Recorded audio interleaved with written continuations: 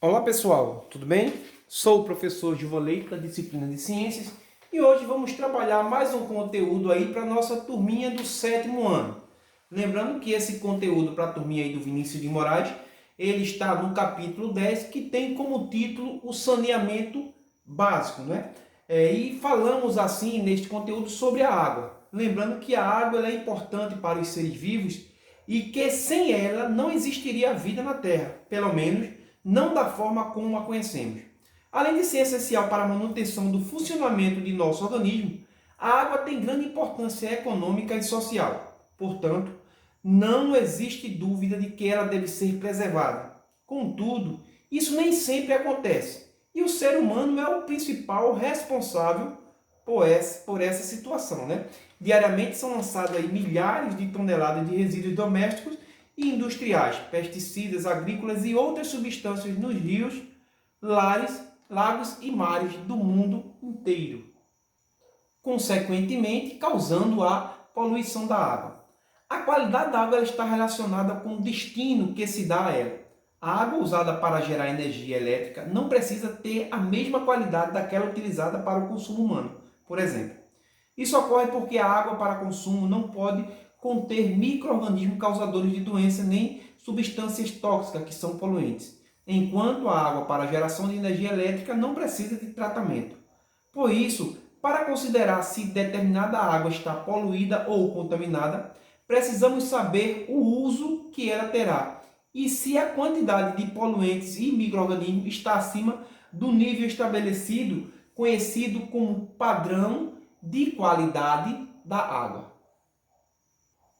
Sendo assim, caso a água contenha substâncias ou micro-organismos patogênicos, quer dizer, aqueles micro-organismos que causam doença, em quantidade abaixo da quantidade padrão de qualidade, ela é apenas considerada contaminada. Então, água contaminada é água que apresenta um nível de substâncias ou micro-organismos patogênicos abaixo do padrão de qualidade. Quando esse micro-organismo está presente na água e ele está abaixo desse padrão, chamamos isso de água contaminada.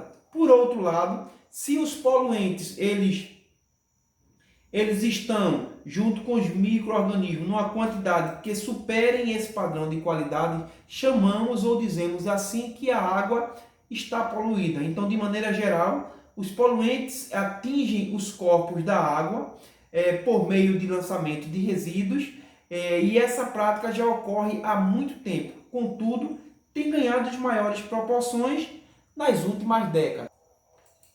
Então, consideramos assim que, conforme o tempo vai passando, esse nível de contaminação e de poluição ele vem aumentando. Então, aqui temos duas imagens mostrando a água, né? Aqui é uma água contaminada, é uma água contaminada que apresenta um nível de micro-organismos e de substâncias tóxicas abaixo daquela estabelecido pelo padrão da água, e aqui uma água poluída em que esse nível tanto de micro-organismos quanto de substâncias tóxicas estão acima do padrão de qualidade exigida pela água.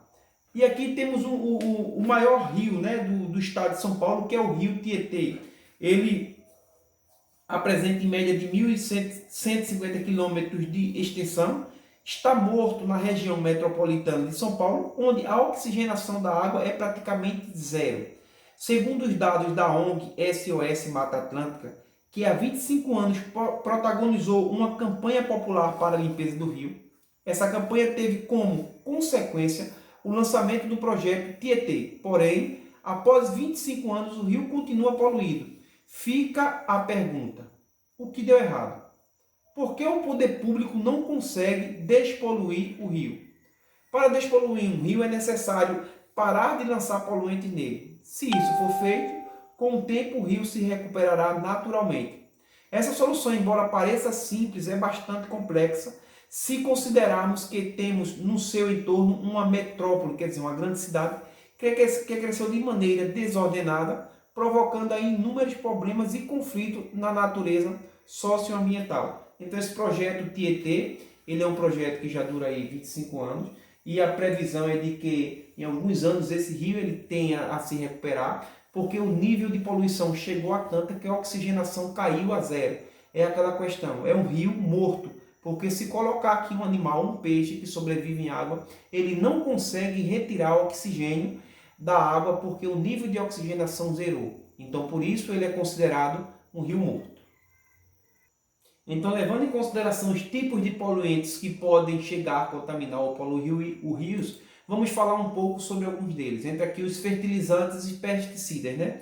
O uso descontrolado de fertilizantes e pesticidas na agricultura moderna tem causado a poluição dos solos e dos recursos hídricos, né? Que são as superfícies subterrâneas, superficiais subterrâneas. Isso ocorre porque a chuva e a água usada na irrigação arrastam para os rios e lagos o excesso de fertilizantes e pesticidas usados na agricultura, provocando aí grande impacto ambiental como a morte de seres vivos. Além disso, esses produtos podem se infiltrar no solo e contaminar também as águas subterrâneas, né?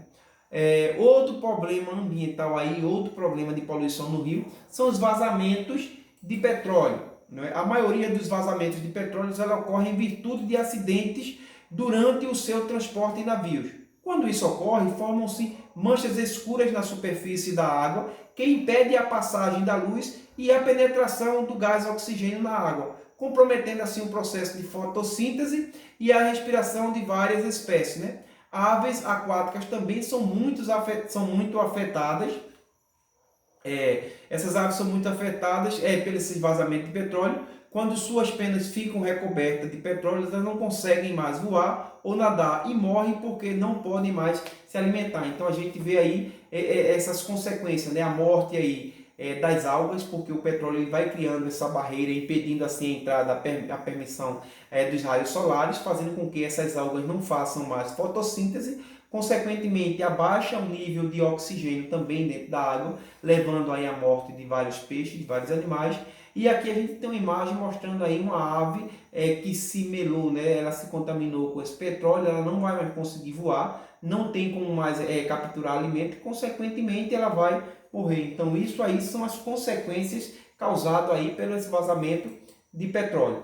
E aí vamos falar um pouquinho dos esgotos, né? Temos aí dois tipos, os esgotos industriais e os esgotos que são considerados domésticos. No Brasil existem leis ambientais que proíbem o lançamento de esgotos, né, industriais diretamente no meio ambiente. Tais leis regulamentam o despejo correto desse tipo de esgoto, estabelecendo padrões mínimos para isso.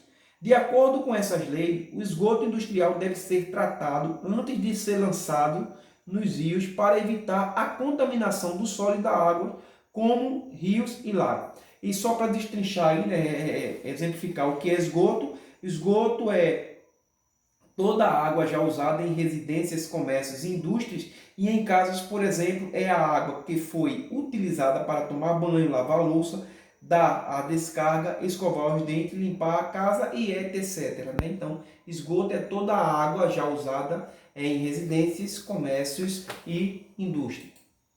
E aí o esgoto doméstico, né? Toda a água utilizada para lavar roupa, louça, tomar banho e dar descarga no vaso sanitário e etc. é considerado aí um esgoto doméstico. Né? O que se deve ser feito é uma canalização para uma tubulação adequada, né? É onde entra o processo de saneamento básico. O que é sanear? Sanear é fazer com que essas águas elas sejam recolhidas para uma estação de tratamento e ela possa ser devolvida ao meio ambiente já tratada para evitar assim a poluição. Então, o saneamento básico ele é um conjunto de medidas que visa preservar ou modificar condições do meio ambiente com a finalidade de prevenir doenças e promover a saúde, melhorar a qualidade de vida da população e a produtividade do indivíduo, facilitando assim a atividade econômica. No Brasil, o saneamento básico é um direito assegurado pela Constituição e definido pela Lei número 11.445 de 2007. Com o conjunto dos serviços, infraestrutura e instalações operacionais de abastecimento de água, esgotamento sanitário, limpeza urbana, drenagem urbana, manejo de resíduos sólidos e de águas pluviais. Então veja que o saneamento básico ele é um conjunto de medidas, né, que vai envolver vários setores. Não adianta só tratar a água. A gente pensa que saneamento básico é tratamento de água. Não. Envolve muito mais coisas. Estou falando aqui de serviços de infraestrutura, instalações operacionais de abastecimento de água, esgotamento sanitário, limpeza urbana, drenagem urbana e os manejos dos resíduos sólidos e das águas pluviais, que são a água da chuva. Embora atualmente se use no Brasil o conceito de saneamento ambiental como sendo os 4 serviços citados acima, o mais comum é o saneamento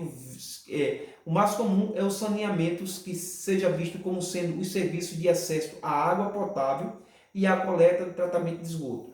Então, é um conjunto, né, como eu falei, no Brasil o conceito de saneamento ambiental, ele é um conjunto de serviços, né, que são esses 4 serviços que foram citados acima. Mas o comum é dizer que saneamento básico é o processo de acesso à água potável e à coleta e tratamento de esgoto. Infelizmente, isso é o nosso hábito, né? Qual a importância do saneamento básico? Ter saneamento básico é um fator essencial para um país poder ser chamado de país desenvolvido. Não é um país desenvolvido, ele vai ter que ter saneamento básico, porque aí a gente estamos falando nos padrões de qualidade de vida, né? Um país que é desenvolvido, ele não vai ter essas doenças endêmicas que temos com facilidade em países de segundo e de terceiro mundo.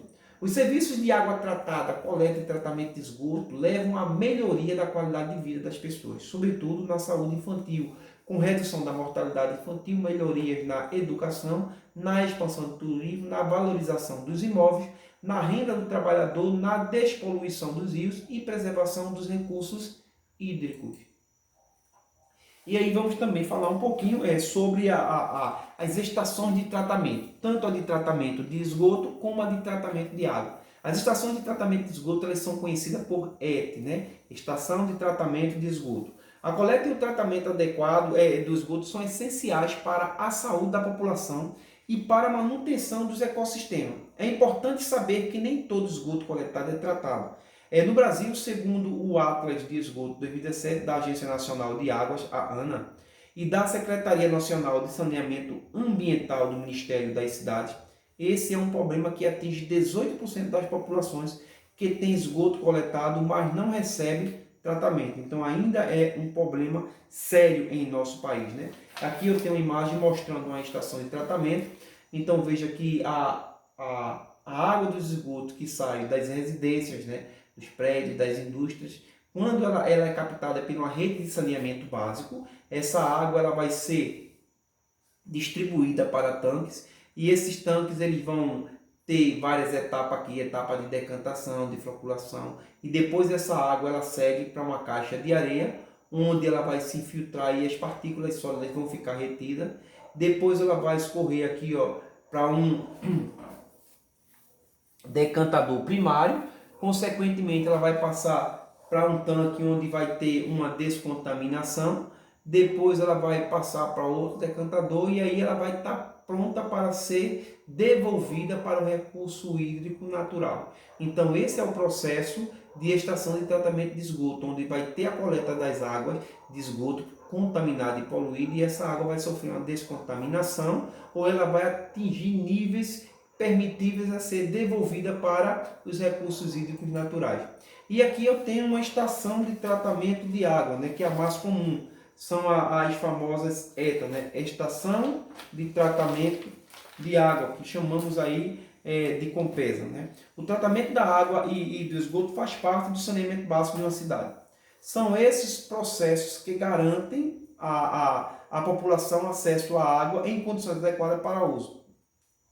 Além do tratamento ajudar a preservar a biodiversidade dos rios, necessário para o equilíbrio dos ecossistemas, responsabilidade questão de responsabilidade a construção e a manutenção de estações que sejam de poder público e que sejam necessários para a população, né? Então isso é fundamental. Aqui eu tenho uma estação de tratamento de água. Então veja que a água também que vai sair das redes de tubulação, aquela água que sai dos esgotos, veja que a água ela entra, depois essa água ela sai e ela vai para dentro das residências, dentro das indústrias. Quando essa água é coletada, ela vai para uma estação de tratamento de água, quer dizer, de uma tratamento de esgoto, vai ser purificada e vai ser devolvida para o meio ambiente. É que essa água que está no meio ambiente, ela é represada e ela é captada por uma ETA, por uma estação de tratamento de água. Na ETA, ela vai passar por algumas etapas também. Então, temos aqui, ó,